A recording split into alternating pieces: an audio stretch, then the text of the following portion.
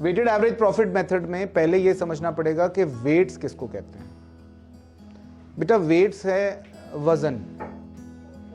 वजन से मेरा मतलब है कि कौन सा प्रॉफिट, कौन से ईयर का प्रॉफिट कितना वजन रखता है। कभी कभी प्रॉफिट्स कमाना बहुत मुश्किल होता है किसी साल में। अगर उस साल में भी आपने प्रॉफिट कमाया है तो उसको वेट देना ज्यादा बनता है, उसको वेटेज ज्यादा देना बनता है। जैसे आपका एग्जाम होता है तो एग्जाम में कुछ चैप्टर्स की वेटेज 10 नंबर, कुछ की 5 नंबर, कुछ की 20 नंबर, तो वेटेज होती है ना सब किसी की। इसी तरह प्रॉफिट्स की भी वेटेज होती है। You don't need to calculate the weightage, the weightage will be given in the question. Question में वेटेज दी हुई होगी। आपको क्या करना है, आपको अपना नॉर्मल प्रॉफिट निकालना है, उसको मल्टीप्लाई करना है रिस्पेक्टिव वेट से। पहले साल के प्रॉफिट का वेटेज है 1 तो 1 से मल्टीप्लाई, दूसरे साल का 2 तो 2 से मल्टीप्लाई, तीसरे साल का 3 तो वेटेड प्रॉफिट आ गया। वेटेड एवरेज प्रॉफिट कैसे निकालोगे? Total weighted profit for any years divided by total weights. फिर goodwill, weighted average profit multiplied by number of years of purchase. Simple है। 3 मेथड किए। एवरेज प्रॉफिट मेथड, पहले उसमें average profit निकाला, उसको किससे मल्टीप्लाई किया? Number of years of purchase.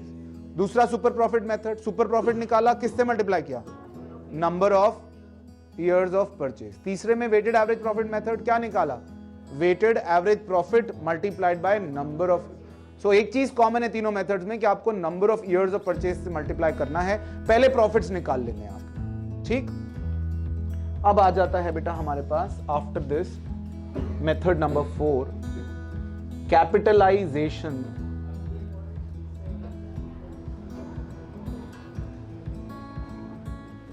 Of average profit method. Steps simple है बेटा इसमें। Step 1, find FMP, future maintainable profit. Step number 3, find capital employed is equal to assets minus outside liabilities. Step number 3, find capitalized value. Capitalized value is equal to future maintainable profit multiplied by 100 upon rate. Fourth, find goodwill. Goodwill is equal to capitalized value minus capital employed. बेटा इसको समझना जरा, ये बड़ा logical सा काम है ये। हमें अगर लॉजिक समझ में आ गया तो फिर ये मेथड भी समझ आ जाएगा। हमने पहले तो अपना फ्यूचर मेंटेनेबल प्रॉफिट निकाल लेना है, ये जो नॉर्मल प्रॉफिट जिसको आप कहते हैं, एबनॉर्मैलिटीज दूर करके वो निकाल लेना। अगर दिया हुआ है क्वेश्चन में तो अच्छी बात है। उसका हमने एवरेज भी निकालना है, एवरेज एंड एवरेज एफएमपी, और यहां पर एवरेज एफएमपी आ गया। पिछले 5 साल का एफएमपी निकाला, उसका एवरेज कर लिया कि भाई ये तो हम कमा रहे हैं, ठीक है। ये कैपिटल एम्प्लॉयड निकाली कि इतना पैसा हमने बिजनेस में लगाया है, हमारे assets minus third party liability. Third party liabilities कौन सी होती हैं बेटा? आउटसाइडर। इस बात को समझें, फर्स्ट पार्टी हमेशा फर्म होती है, सेकेंड पार्टी ओनर होते हैं जो पार्टनर्स होंगे इसमें, और थर्ड पार्टी इसके अलावा कोई भी, पार्टनर की वाइफ भी थर्ड पार्टी, ठीक है। तो थर्ड पार्टी लायबिलिटीज हमने यहां से माइनस करी तो हमारे पास कैपिटल एम्प्लॉयड आ गया, सिंपल सी बात है। फिर कैपिटल एम्प्लॉयड निकालने के बाद हमने कैपिटलाइज्ड वैल्यू निकाली। कैपिटलाइज्ड वैल्यू का मतलब है, इस स्टेप को समझना, आप नॉर्मली क्या करते हो, कैपिटल इनटू रेट अपॉन 100 से आपका प्रॉफिट आता है कि साहब हमने 10 लाख रुपए लगाए हैं, 10% का रेट ऑफ रिटर्न है तो 10 लाख का 10%, 1 लाख रुपए हमारा प्रॉफिट होना चाहिए। और अगर आपसे कोई कहे कि प्रॉफिट है आपके पास 1 लाख, आप बताओ कैपिटल कितनी होनी चाहिए? डायरेक्शन उल्टी है। नॉर्मली कैपिटल दिया है और आपको आरओआई दिया हुआ है, तो कैपिटल के बेसिस पर आप क्या निकाल लेते हो?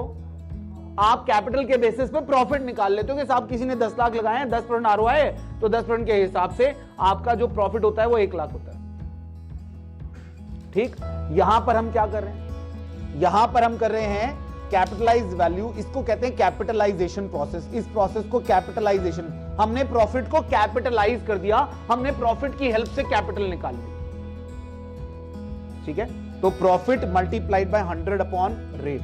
बेटा अगर इस फ्रैक्शन को मैं इधर ले आऊं तो ये क्या हो जाएगा, capitalise value into rate upon 100, यानी capital into rate upon 100 profit होगा। मैंने प्रॉफिट इनटू 100 अपॉन रेट कर दिया तो मेरी कैपिटलाइज वैल्यू आ गई। इसका क्या मतलब हुआ, इस कैपिटलाइजेशन करने से कौन सी कैपिटल निकालूंगा, वो कैपिटल जो मेरे प्रॉफिट के हिसाब से होनी चाहिए, वो कैपिटल जो मेरे प्रॉफिट के हिसाब से होनी चाहिए। अगर मैं 1 लाख कमा रहा हूं और मेरा 10% रेट ऑफ रिटर्न नॉर्मल है इंडस्ट्री का, तो मेरी कैपिटल होनी चाहिए 10 लाख रुपए। आई रिपीट माई वर्ड्स, अगर मैं कितना कमा रहा हूं 1 लाख और रेट ऑफ रिटर्न मार्केट के हिसाब से होना चाहिए मेरा 10%, तो मुझे 10 लाख की कैपिटल होनी चाहिए। मेरी एक्चुअल कैपिटल 8 लाख रुपए जो मैंने यहां से निकाली, यानी सारी दुनिया 10 लाख लगाकर 1 लाख कमा रही है और मैं 8 लाख लगाकर 1 लाख कमा रहा हूं। ये मेरी कैपिटल है, ये हमारी फर्म की कैपिटल है। मान लो ये 8 लाख है और मेरे प्रॉफिट के हिसाब से मेरी कैपिटल एक्चुअल होनी चाहिए 10 लाख, तो यानी मैं 8 लाख में वो काम कर रहा हूं जो दुनिया 10 लाख में कर रही है। तो यानी 2 लाख मेरी गुडविल का श्रेय है ना, जो 2 लाख का श्रेय है वो क्या है, गुडविल है। तो मैंने क्या किया, capitalise value that is 10 lakh minus capital employed that is 8 lakh, तो 2 लाख मेरी गुडविल है। आप मेरी बात समझे, पहले मैंने क्या निकाला, मेरा जो प्रॉफिट है, फिर दूसरा मैंने क्या निकाला, जो मेरी कैपिटल एम्प्लॉयड है कि भैया मैंने इतनी कैपिटल लगाई हुई है। तीसरा मैंने क्या निकाला, कैपिटलाइज वैल्यू कि अगर ये मेरा प्रॉफिट है तो मेरी कैपिटल होनी कितनी चाहिए, तो मेरी कैपिटल निकल कर आती है। तो उस कैपिटलाइज वैल्यू से मैंने क्या निकाला कि भैया मेरी कैपिटल एम्प्लॉयड इतनी है और मेरी कैपिटलाइज वैल्यू इतनी है, तो मेरा प्रॉफिट कितना होगा। Is that okay? अगर यही बेटा हमारे पास super profit, capitalization of super profit method होता तो बहुत सिंपल होता। हम क्या निकाल लेते, हम सारे स्टेप्स में से सबसे पहले सुपर प्रॉफिट निकाल लेते। सुपर प्रॉफिट आपको निकालना आता है ना, super profit is average profit minus normal profit. फिर उसके बाद हम कैपिटलाइजेशन कर देते, कैपिटलाइजेशन ऑफ सुपर प्रॉफिट या फिर गुडविल, इसी को गुडविल निकाल लेते हैं, is equal to super profit into 100 upon, यही निकाल लेते हैं, हमारी गुडविल आ जाती है। बहुत सिंपल था, that is capitalisation of super profit method. Super profit निकाल लिया, उसका कैपिटलाइजेशन कर दिया। कैपिटलाइजेशन का करने का मतलब है प्रॉफिट से कैपिटल निकालने की प्रक्रिया को हम कैपिटलाइजेशन कहते हैं। ठीक है, अगर प्रॉफिट को मैंने कैपिटलाइज करना है, प्रॉफिट के बेसिस पे कैपिटल निकालनी है, that process is called as capitalisation. तो मैंने सुपर प्रॉफिट निकालना है और उसकी कैपिटलाइजेशन कर दी है, that will be goodwill, that's it. तो यू हैव डन 5 मेथड्स, है ना? Is that okay?